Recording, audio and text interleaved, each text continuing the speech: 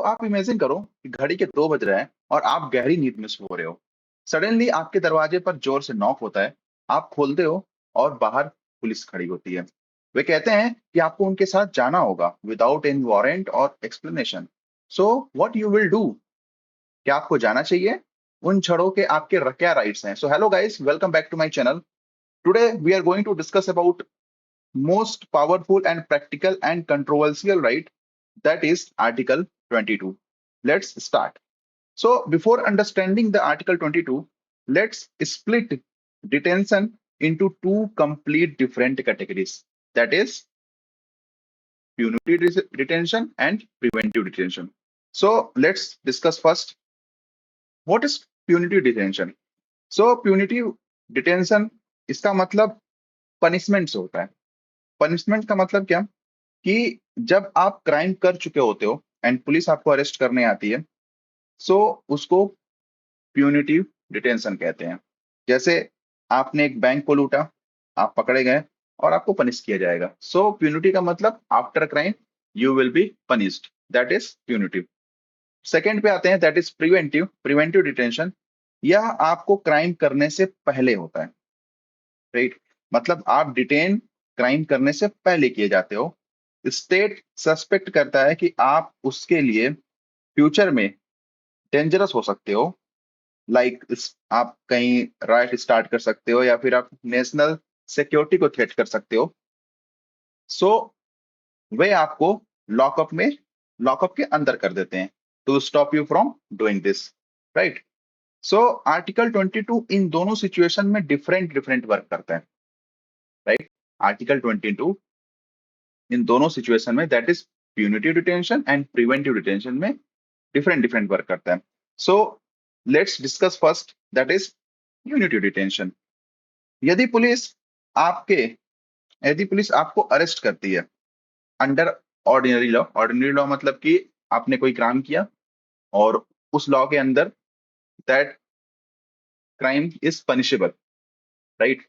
सो उसके अंदर अगर आपको पुलिस कोई अरेस्ट करती है, देन आर्टिकल 22 आपको 3 एब्सोल्यूट राइट प्रोवाइड करता है, राइट? सो आइए एक करके डिस्कस करते हैं। First one is right to be information. Jeep में बैठाने से पहले आपको क्यों अरेस्ट किया जा रहा है, ये आपको बताया जाएगा। That why are you been arrested, under what charges. And ये जो चीज डिस्कस की गई है वो बीएनएसएस के सेक्शन 47 में भी डिस्कस की गई है। आप जरूर एक बार जाके देखिएगा। बीएनएसएस के सेक्शन 47 में भी ये चीज डिस्कस की गई है कि आपको इन्फॉर्म किया जाएगा कि आपके ऊपर चार्जेस क्या है और आपको किन चार्जेस के अंदर आपको अरेस्ट किया जा रहा है। फिर सेकंड पे आते हैं, right to legal representation, right? आपके पास यह राइट है that you can consult and be defended by a lawyer of your choice. मतलब कि आपके पास ये चॉइस है, आप अपने किसी भी जिसपे आपको ट्रस्ट हो, जिसपे आपको लग रहा है कि नहीं ये मुझे डिफेंड कर सकता है, आप उसको चूज कर सकते हो।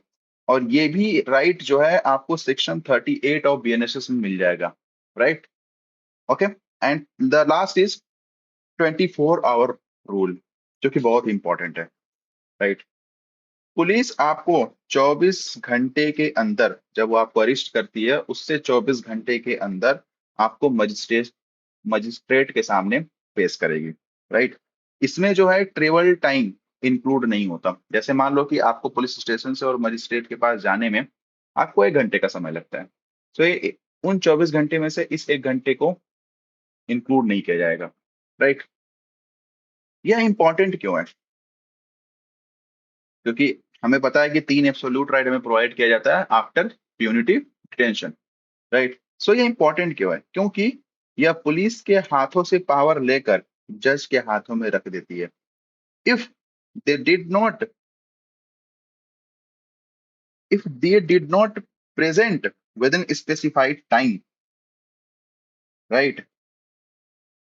And if there is no any magistrate order to detain you, to keep detain you, then they will have to release you, right?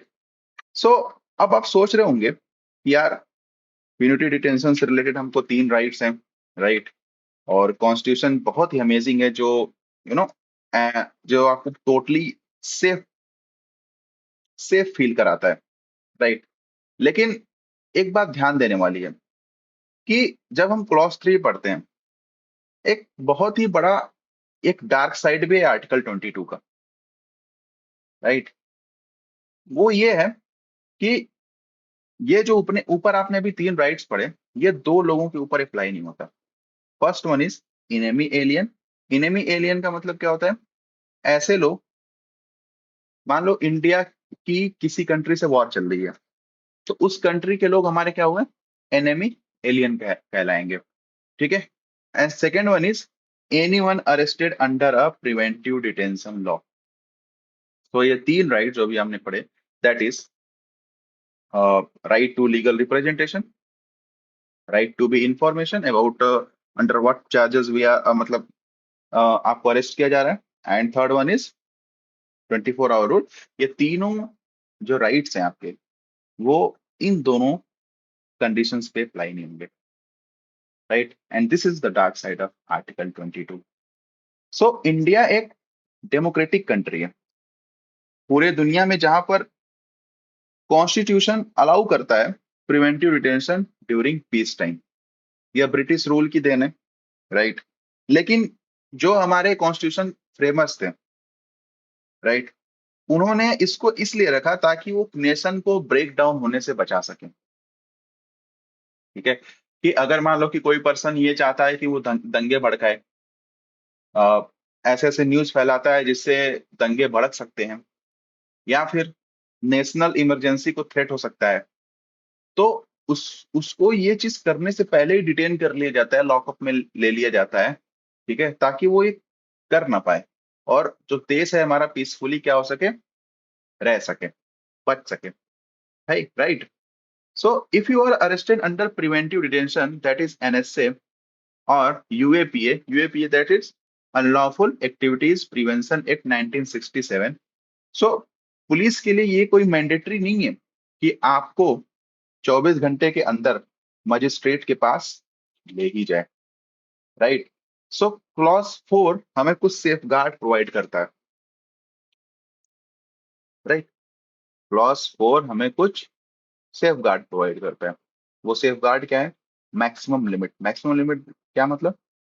The government can only hold you for 3 month without a trial.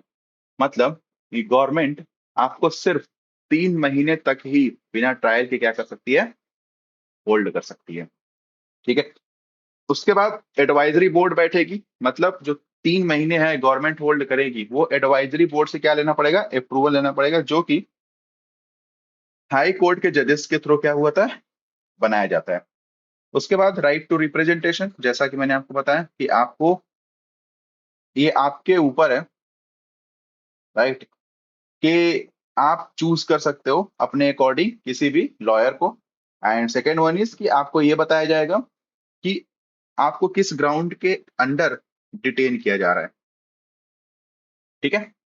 इससे एक related एक बहुत ही important case law है, right, that is DK Basu versus state of Bengal, West Bengal, 1997 का case है। सो article 22 को practically effective बनाने के लिए कहीं ना कहीं ये केस बहुत ही इंपॉर्टेंट है, राइट। ये केस ही बहुत ही इंपॉर्टेंट है। सो इस केस में कुछ रूल्स दिए गए हैं जो कि मैं भी आपके साथ डिस्कस कर रहा हूं। फर्स्ट वन इज कि पुलिस ऑफिसर जो अरेस्ट करने आया है, वो एक क्लियर विजिबल नेम टैग पहना हुआ होना चाहिए। ये मस्ट है, ये नेसेसरी है, मैंडेटरी है, right. Second one is an arrest memo must be prepared signed by witness and counter signed by the person arrested. जब अरेस्ट कर रहा है पुलिस आपको, पुलिस का कोई भी पर्सन या फिर पुलिस ऑफिसर आपको जब अरेस्ट कर रहा है, तो अरेस्ट करेगा तो जाहिर सी बात है आसपास के लोग देखेंगे, ठीक है, आसपास के लोग देखेंगे। तो उस टाइम पे वो एक अरेस्ट मेमो साइन कराएगा, जो कि जो पर्सन अरेस्ट हो रहा है वो भी साइन करेगा, एंड उसका कोई फैमिली मेंबर होना चाहिए जो साइन करेगा। ठीक है। Third one is the police must notify a friend और relative about the arrest within 8 to 12 hour. 8 से 12 घंटे के अंदर पुलिस आपके किसी दोस्त या फिर किसी रिलेटिव को क्या करेगा, इन्फॉर्म करेगा। ठीक है। सो आर्टिकल 22 पेपर पे तो बहुत अच्छा है, कॉन्स्टिट्यूशन में काफी अच्छी तरीके से लिखा हुआ है, लेकिन जब डीके बासु का केस आया तो ये काफी चीजें क्लियर किया है। राइट।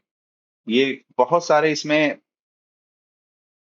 रेगुलेशंस आए जिसके बेसिस पे उनको काम, पुलिस को काम करना पड़ेगा। जैसे कि वो इंस्पेक्शन डायरी में एंट्री मेंटेन करेंगे, आपका इनिशियल जो मेडिकल इंस्पेक्शन है वो कराया जाएगा, रूटीन का जो मेडिकल है, मतलब आपको अरेस्ट में किया जा रहा है और आपको कोई बीमारी या फिर कुछ ऐसा है, जैसे मान लो शुगर है, बीपी का है, तो आपको रूटीन में चेकअप कराया जाएगा कि आपकी शुगर, आपकी बीपी का। ठीक है। एक्सेस टू लॉ, जैसा मैंने आपको बताया, पुलिस कंट्रोल रूम नोटिफिकेशन होना चाहिए। तो ये सारी चीजें डीके बासु के केस में आया था, बहुत important, exam point of view से भी बहुत इंपॉर्टेंट है। राइट। सो अगर समराइज करें हम इन सारे डिस्कशन को, right, so under preventive detention जो रूल्स हैं वो बहुत ही ड्रास्टिकली चेंज हो जाते हैं। अगर नेशनल सिक्योरिटी या फिर किसी राइट्स या फिर किसी भी चीज से रिलेटेड अगर कोई इशू होता है, तो आर्टिकल 22 ड्रास्टिकली चेंज हो जाते हैं to prevent our nation. Right. So आपको क्या लगता है कि इंडिया को 21st सेंचुरी में भी प्रिवेंटिव डिटेंशन की नीड है, या फिर वो उसका मिसयूज कर रहे हैं Indian government? Let me know your thoughts in comments below.